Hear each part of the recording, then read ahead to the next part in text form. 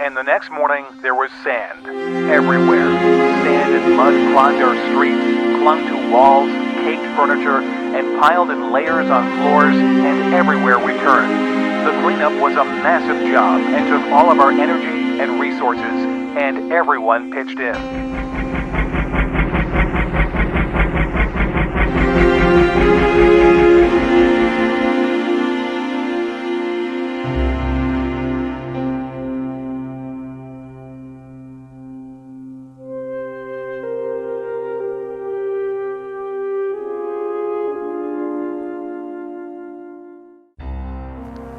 The flood of 1955 was one of the most devastating events to ever occur in New England. The town of Putnam received the worst damage from that dreadful flood. Over the next 15 minutes, we'll review the events of that fateful day, August 19th, 1955. And then we'll take a look at Putnam as it stands today.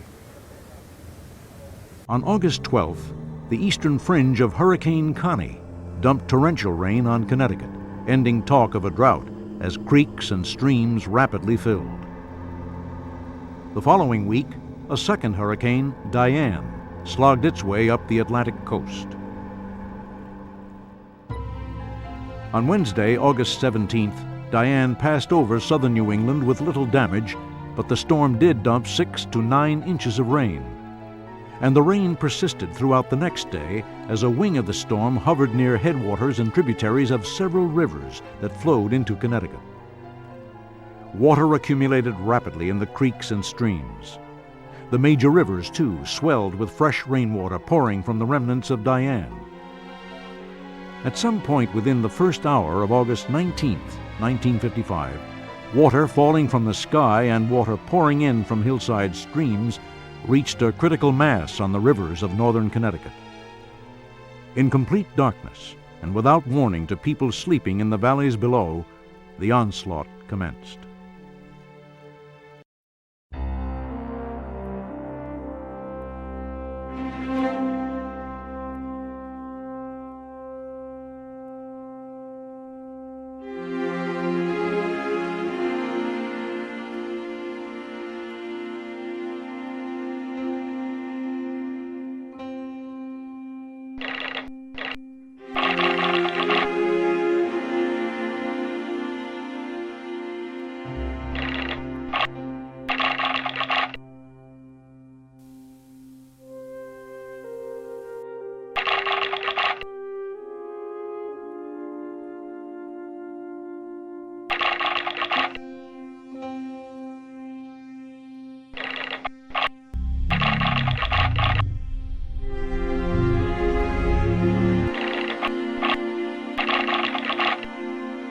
And at ground level, in the bright light of the sun, the shocking details became even more apparent. This, at least, is where the river belongs, the Quinebaug, but not like this.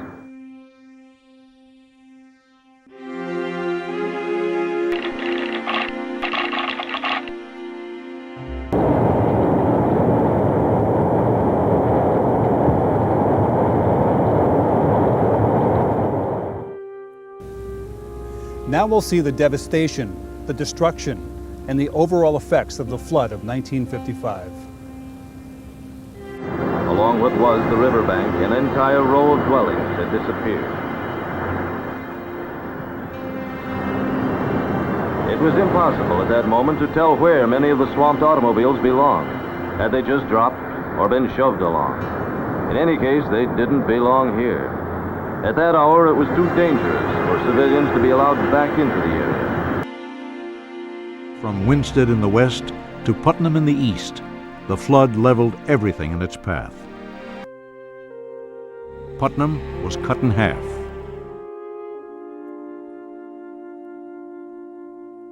Putnam received 19 inches of rain on that day and $27 million in damage. Now in today's money, that would be around $185 million. In Putnam alone, 1,000 people were left homeless.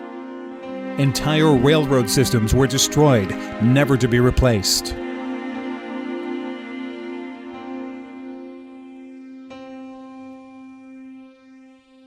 Massachusetts, Rhode Island, Connecticut, New York, New Jersey, Pennsylvania. The tragic story is the same.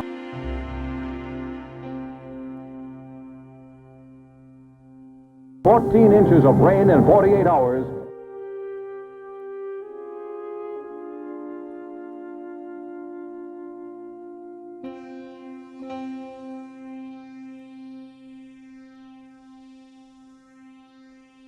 We're looking down on Putnam, where the Quinnebog River pours down through the center of the city. Fire at the height of the flood added to the troubles here when a big magnesium plant went up in flames. Putnam, the most completely devastated city in the region. Early on Friday and then through the night, the magnesium plant exploded continuously. With every blast of the chemical that burns more fiercely in water, spectators were sure it was over. I had a feeling at one point that it was going to blow up the whole town. Fire has broken out in the magnesium factory right in the center of the city. Firemen rush to the scene but cannot get through. All approaches to the flaming factory are closed by the flood. The flames spread to the barrels of magnesium powder, and for 2 days and 2 nights, those barrels explode, ripping the building apart. Fire does not spread. Workmen in the nearby factories stay on the roof those 2 days putting out the fires. They probably saved the city.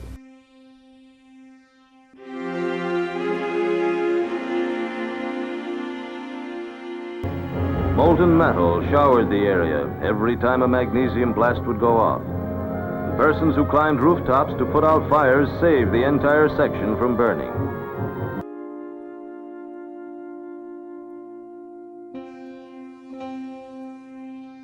Houses and automobiles floated down the river, while barrels of magnesium exploded like bombs. Barrels coming down from the magnesium plant, hitting the bridge and blowing up. I even seen a house float down and hit the bridge, and when it hit the bridge, it come out the other side like kindling wood popping up out of the water. And the automobiles were the same way. They'd hit the bridge and they'd go down and they'd come out flattened on the other side. Aerial views of Putnam, Connecticut began to show the extent of the havoc that our reporters had tried to explain during the night. This straight ahead is the so-called Mannahansett section of the village, the low section. All you can see is sand piled 8-9 feet high. Homes here are gone completely.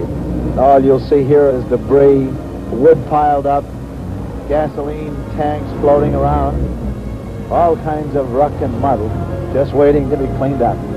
And when the floodwaters finally began to recede, they left 180 dead, 21,000 homes destroyed or damaged, property loss up to $1.5 billion, and 50,000 men and women out of jobs.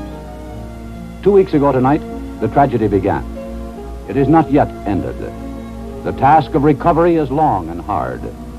But in cities and towns along the path of terror, in Pennsylvania, New Jersey, Connecticut, and Massachusetts, it's already underway. Typical of those ravaged communities, but just one among many, is Putnam, Connecticut. This is the story of what has happened in Putnam in the last 2 weeks. This is Putnam, Connecticut, population 10,000, an industrial town in the northeastern corner of the state along the banks of the Quinnebog River.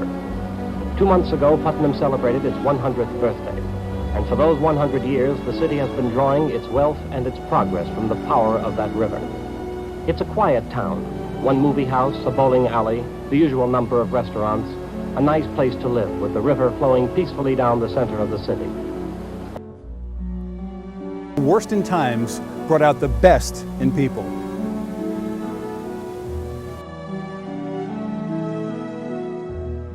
People were rescued from the tops of buildings in helicopters, others from rooftops in rowboats.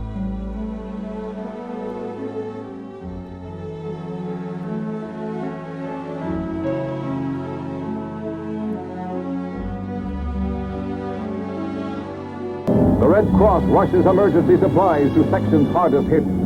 Clothing is unpacked for victims left with only the garments on their backs. Typhoid and tetanus shots are given to prevent epidemics. Churches and synagogues throw open their doors, providing meals to survivors of all denominations.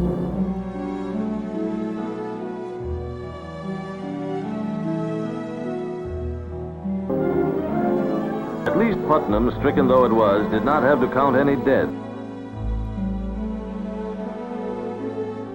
The cleanup had started and would continue.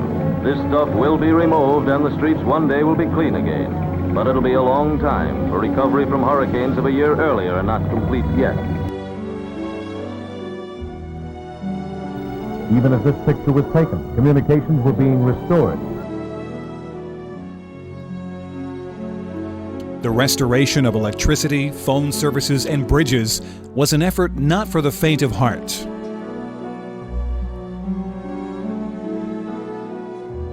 Water-soaked equipment had to be cleaned off. Every speck of dust and grime removed.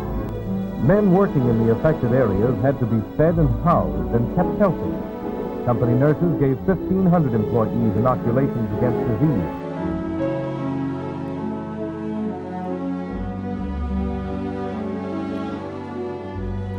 Mayor Dempsey again was on hand after a brief nap that followed 36 hours of work. Here he talked with Ralph E. Small of the Coast Guard, whose amphibious ducks had been used in rescue work. Sturdy amphibious ducks spearhead the Mercy Armada that roams the waterlogged countryside. An estimated 50,000 persons are homeless in the 6 states, many too young to understand the tragedy that has scarred their lives. Mayor Dempsey worked round the clock, helping to organize the rescue and recovery operations at the fire station headquarters. In Putnam, Mayor John Dempsey organized recovery and rehabilitation of the flood-torn city. Dempsey's work catapulted him to the governor's chair. Governor Abraham Ribicoff worked tirelessly during the night of the flood and for months to get federal help in rebuilding devastated towns. He later became a U.S. Senator. Next comes redevelopment. The real true story about the flood is not so much a flood. We had a flood in 36 in Putnam, we had a flood in 38. All the little mill villages like Manhasset, Ballew's section, the Flats, down opposite what is now the Button Shop, were underwater. So, you know, here's 2 bad disasters, another 3rd one coming in. We're going to go back into these old houses, these old streets, sort of run down in some cases, or had to be brought back into shape as best they could. Or were we going to go forward? Well, John Dempsey was our leader. He was the mayor of the city of Putnam. He had guided us through the 55 flood. Everybody had pitched in with him. He had his office up there at the Putnam Hotel. Al Dion was in charge of all the disaster people. He did a good job. Now we're going to decide whether we're going to change or not. This was a big thing because most of the people that lived in those villages cared for these little mill villages. You take Francis here, lived in Manhasset Village. That was a total village by itself. It could have been a town by itself. But would there be a change or not? So we got a recommendation from Dempsey and some of his, like Bill St. Onge. So I remember they had a big meeting to describe all the particulars of what would happen and how this would work out. It involved tearing down many homes. There was over 300 homes that were torn down eventually. There were parts of buildings, parts of department stores. Everything was laid out on the table. Then we had to have a referendum on it, and it passed. That meant we could redevelop. That meant we could get money because we wanted to change. Bulldozers had to come in Putnam to clear all right after the flood, because the streets were so thick with debris that you couldn't get around. When redevelopment started, they started tearing down all those houses. What you see on Rotary Park now, downtown, there were 5 streets down there. A lot of cleared land was produced so that we could put in a new shopping center. This was once, back before the flood, there were 5 streets of housing here. During the redevelopment stage, creating this beautiful park, they were torn down, bulldozed, and this beautiful park was given to the town. And it's a delightful place to be in, especially with our performance center. And it's drawing many, many people besides just the walkers during the day. The United States government came in with a proposal to build a dam. And it was done under the Corps of Engineers, and they created the West Thompson Dam. That dam still exists, as you know. It's capable of holding a lot of water because we've had some serious storms. So this was a whole new life for us in Putnam. We all came together and finally agreed. After everything settled down, we all agreed that it was the best thing we could have done at the time. And you have to give credit to John M. Dempsey, who, by his great work during that flood, became not only the leader of the House of Representatives, but also was nominated and became governor of the state of Connecticut. And now people who were there the day of the flood share some of their memories of the flood of 1955. We began evacuating people to St. Mary's School and the facilities there at St. Mary's Church. People that worked at buildings really deserve a lot of credit because they kept dousing the cinders that were falling from the magnesium barrels that were exploding. People's porches were ripped off their house. When I came back to our house later on, about 4 or 5 days later, there was about 2 feet of mud. The cellar was full. It was just a sheer disaster. Everywhere you looked was disaster. Stopped on Providence Street where the ball field is today. I heard the bridge go down and I looked back and the bridge was gone. They had declared martial law, so we had to get all the people out. I was at a hospital in Yokosuka, Japan, and well enough to go out to a movie one day. And back in those days, the first thing they showed was the news. And the first thing on the news was flood hitting the east coast of my country. And they actually showed Putnam, Connecticut, and I could see my home with the waters of the flood were halfway up to my 2-story house. So Stan, you were part of the cleanup operation, yeah, right? we cleaned up Matahansett Village, and we cleaned up by the post office all along the main street there. I was working here at Montgomery Wards in Putnam. When I got down here, I did not park in Manassas Village only because the waters were coming right over Cargill Falls and it was getting higher and higher. Now we'll look at Putnam today, the beauty, the culture, and how far we've come since the flood of 1955. We're talking about the Cargill Falls and the famous pictures that were shown in Time Life, distributed all over the United States and the world.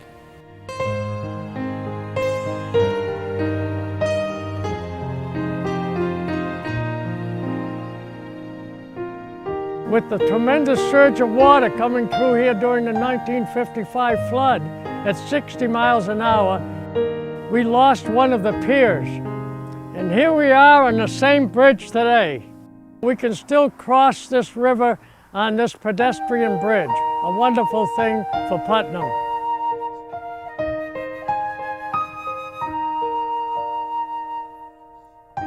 Today, Putnam's downtown is a collection of countless antique shops, restaurants, cafes, a theater, a museum, the River Trail, and Rotary Park, where families can come to enjoy performances like Shakespeare in the Park.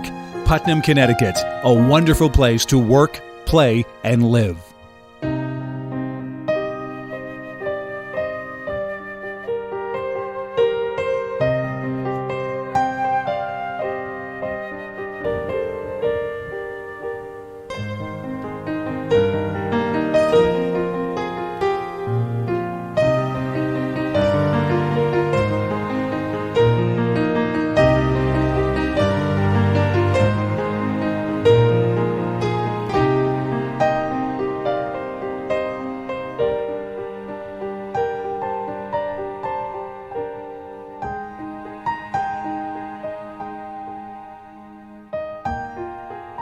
Putnam was certainly transformed by the flood of 1955.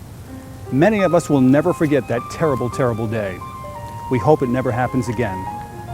Thank you for joining us on a historic look at a turning point for the town of Putnam and the flood of 1955.